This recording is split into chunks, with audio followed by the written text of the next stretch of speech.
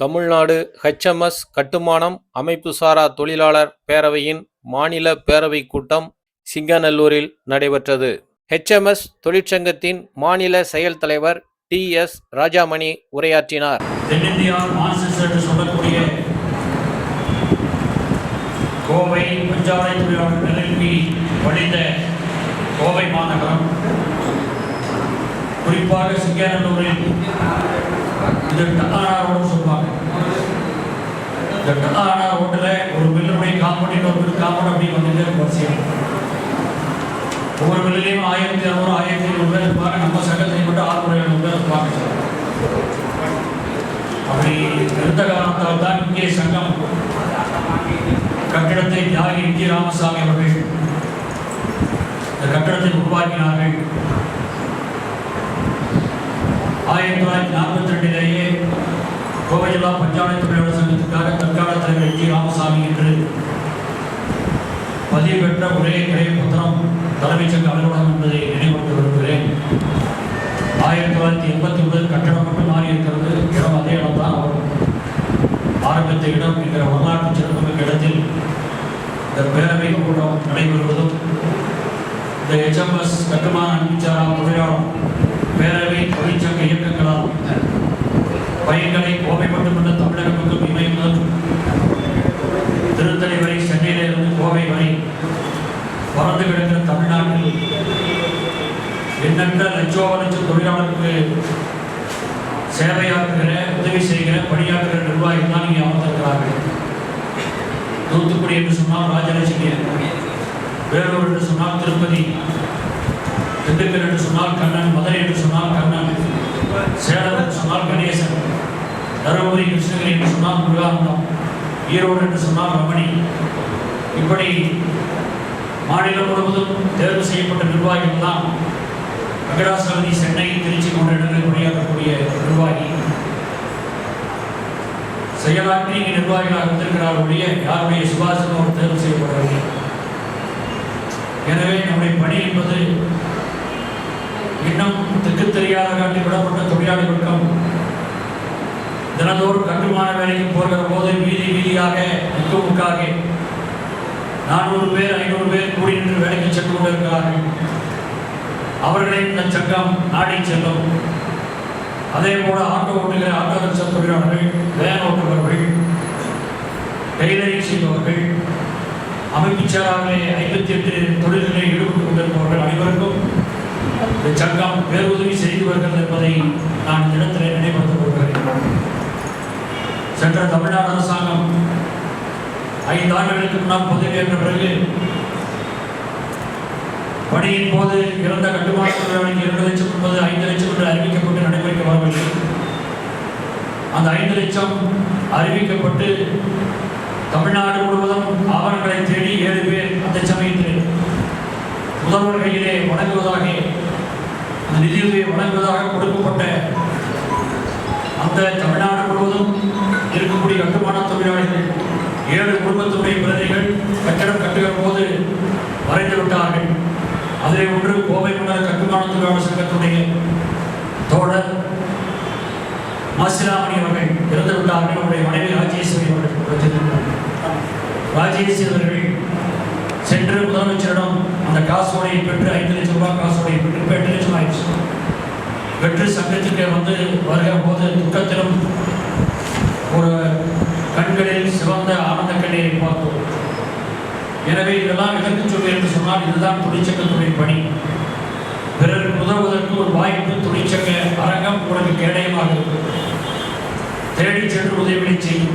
நீங்கள் மறந்தால் புதுப்பித்தீர்களா, ஏன் புதுப்பிக்கவில்லை என்று கைபேசியிலே செல்போனிலே கூட அழைத்து சொல்கிற இடம் தொழிற்சங்க இயக்கம்.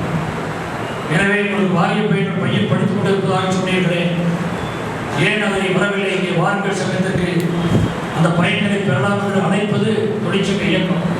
அந்த வகையிலே தொழிற்சங்கத்தை நாடி இன்று கணிசமான தோழர்கள் ஓய்வூதியத்தை பெற்றிருக்கிறீர்கள். புதிய உறுப்பினர்கள் வாரிய அட்டையை பெற்றிருக்கிறீர்கள். தொடர்ந்து நமது பணிகள் தொடர்ந்து நடக்கும் என்பதை இந்த நேரத்திலே நினைவுபடுத்துகிறேன்.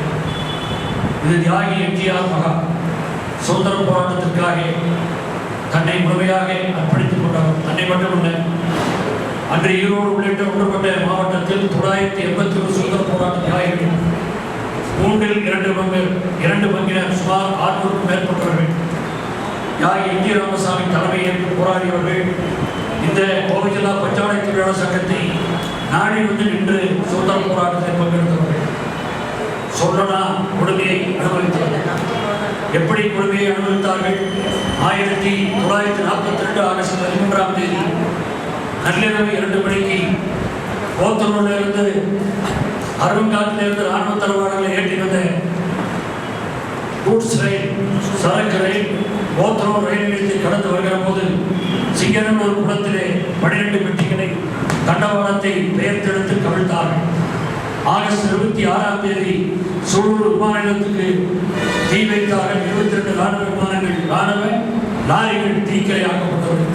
கடம்பாளையம், பண்டபாளையம், சூலூர் கல்லுக்கடைகளுக்கு தீ. 6 குழுக்களாக பிரித்து யார் யார் இந்த இடத்தில் இந்த சேவையை செய்வது என்று முடிவு செய்து திட்டமிட்டு செய்வது. காட்டாபாத், வைகாரா மின் நிலையத்திற்கு தீ வைக்கிற இடத்தில் இந்த செய்திகள் அறிந்து மிகப்பெரிய காவலுக்கு போடப்பட்டதால் கிட்டே நெருங்க முடியவில்லை. சூலூர் எல்லாமே செய்துவிட்டு சூலூர் எப்பவுமே தீவிரவாதிகள், புரட்சிவாதிகள் தனியாக இருக்கக்கூடிய காவல் நிலையத்தில் ஆயுதங்களை கைப்பற்றுவார்கள். நமது ஆட்கள் சூலூர் காவல் நிலையம் என்று தனியாக இருந்த இடம். அங்கே காவல்துறையை கைகட்டி போட்டுவிட்டு ஆயுதங்களை கைப்பற்றி ஆட்சித்தலைவர் அலுவலகத்தில் அமர்வது, மத்திய சிறை கோவையில் இருக்கக்கூடிய சுதந்திர போராட்ட தியாகிகளை விடுவிப்பதுதான் திட்டத்துடைய உயர்ந்தம். ஆனால் சூலூர் தீ வைத்த பிறகு, ஏர்போர்ட் விமானத்தில் தீ வைத்த பிறகு காவல்துறை, பிரிட்டிஷ் காவல்துறை மிக அலர்ட்டாகி மாவட்டம் முழுவதும் மிகப்பெரிய கண்காணிப்பு காரணத்தால் அதற்கு அடுத்த போராட்டத்திற்கு செல்ல முடியவில்லை. ஆனால் அதில் சிறைப்பட்டு அடிபட்டவர்கள் மாட்டுச் சாணத்தை தலையிலிருந்து கரைத்து ஊற்றி பெரம்பு ஊற வைத்த பெரம்பு, 15 நாள் ஊற வைத்த பெரம்பு அடிக்கிற அடிக்கு பெயர் தான் கசையடி என்று பெயர். நான் இதெல்லாம் சுதந்திர போராட்ட அடிபட்டவர்களும் அருகில் உட்கார்ந்து மணிக்கணக்கிலே பேசி நெஞ்சுருக கேட்ட காரணத்தால் அப்படியே படப்படுத்தி காட்டுகிறேன். அப்படி அடிபட்டவர்கள் இந்த போராட்டங்கள் ஆரம்பிப்பதற்கு முன்பாக 700 பேர் ஒரே இடத்தில் நின்று சூடத்தை பற்ற வைத்து யார் கிடைத்தாலும் யாரை காட்டிக் கொடுப்பது என்று சத்தியம் செய்து புறப்பட்ட போராட்டம். அதே போல யாரும் யாரையும் காட்டிக் கொடுக்கவில்லை. காவல்துறை வீடு வீடாக சென்று சட்டி வானைகளை எல்லாம் வீதியிலே தூக்கி வீசி, எங்கே என்னுடைய கணவன் கந்தசாமி எங்கே சென்றான் சொல் என்று ஒவ்வொரு வீடு வீடாக மிரட்டி கேட்ட போதும் யாரும் யாரையும் காட்டிக் கொடுக்கவில்லை. அப்படி அனுபவித்த சிறை அந்த சூலூர் ஏர்போர்ட் விமான நிலையத்திற்கு கேவிஆர் கூட்டாளர்கள் என்று வைத்திருக்கிறோமே, தியாகி கேவி ராமசாமி கணபாடை, அவர்தான் அதற்கு கேப்டன். அவருடைய செயல் கொஞ்சநெஞ்சமல்ல, சாகசம் கொஞ்சநெஞ்சமல்ல. இங்கே சூலூரிலிருந்து திரிபுரா என்கிற மாநிலம், அங்கே இந்திய நாட்டுடைய வடகிழக்கு ஓரத்தில் கடைசியில் இருக்கக்கூடிய மாநிலம். அந்த மாநிலத்திற்கு இன்னொரு தோழரோடு சைக்கிளிலே அந்த மாநாட்டுக்கு சென்று வந்தார் என்றால் யாராவது நம்புவோமா? எதிர்கால இளைஞர்கள் நம்புவார்களா? அவ்வளவு வைராக்கியம் கொண்டவர் தான் கேவி ராமசாமி. அவர்தான் ஏர்போர்ட்ஸ் மாநிலத்திற்கு பழனியப்பன் என்கிற சலவை தொழிலாளி பந்தத்திலே தீப்பந்த வைத்து எப்படி அதை எடுத்து வீசுவது என்று சொல்லி திட்டமிட்டு வீசுவது என்பதை இங்கே நினைவுபடுத்துகிறேன். அந்த யாக மர்மர் கூட்டம் காத்த தொழிற்சங்க கட்டிடத்தில் வாழையடி வாழையாய் HMS பேரியக்கம் தான். நாம் ஒரு கட்சியிலே இருந்தாலும் இல்லாவிட்டாலும் நம்மை முழுமையாக நம்ப மாட்டார்கள். இவர்கள் HMS பக்கம் தான் என்று இருப்பார்கள். இவர் கொள்கைகளை தான் பேசுவார்கள், இவர் சோசலிசத்தை பார்த்து பேசுவார்கள் என்று முகச்சொலிப்பவர்கள். ஏன் திருமண விழாக்கள் கூட சொந்தக்காரர்கள் முதலாளியாக இருந்தால் நம்மிடம் அவ்வளவு மகிழ்ச்சியாக பேச மாட்டார்கள். அதை பற்றி கவலை இல்லை. பெரிய பணக்காரர்கள் முதலாளிகளும் பள்ளியில் பேச வேண்டும் என்று ஆசைப்படுகிற தொழிற்சங்க நிர்வாகிகள் இந்த சட்டத்தில் இல்லை. எனவே வாழையடி வாழையாகி தொழிலாளர்களுக்கு பஞ்சாலை தொழிலாளர்களா, வால்பாறை தேயிலை தோட்ட தொழிலாளர்களா, முன்னூறு தோட்ட தொழிலாளர்களா ஓடி சென்று களம் வேண்டிய இடம் இந்த இடம். இதுதான் தலைமை அலுவலகமாக இருந்தது.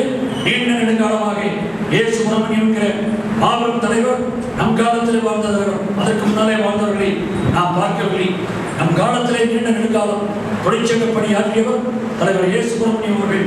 பஞ்சாலை தொழிலாளருக்காக, போக்குவரத்து தொழிலாளருக்காக, தோட்ட தொழிலாளருக்காக, கோவையிலே இன்ஜினியரிங் தொழிலாளருக்காக, சென்னையிலே நெய்வேலி நிலக்கரி சுரங்க தொழிலாளருக்காக, சென்னையிலே தலைவர் அந்தோணிப்புடைய அவர்களோடு சேர்ந்து பல்வேறு இயக்கங்களை கண்ட மாபெரும் தலைவர்களை இந்த நேரத்தில் நினைவு கொண்டு இன்று புதிய வடிவமாய் விரிவாக்கமாய் தமிழகம் முழுவதும் குற்றீசல் கூட HMS சங்கத்தை வளர்த்தெடுக்க வேண்டும் என்ற பேராசை ஒரு தொழிற்சங்க தலைவருக்கு ஆசை இருக்க வேண்டும். பேராசை தொழிற்சங்கத்தை வலுவாக கட்ட வேண்டும் என்று அந்த கட்ட வேண்டும் என்ற நோக்கத்தோடு அருமை தலைவர் ராஜா சீதர் அவர்கள் தேசிய தலைவராகவும் மாநில பொதுச் செயலாளராகவும் இருந்து ஆற்றுகிற பணி கொஞ்ச நஞ்சமல்ல.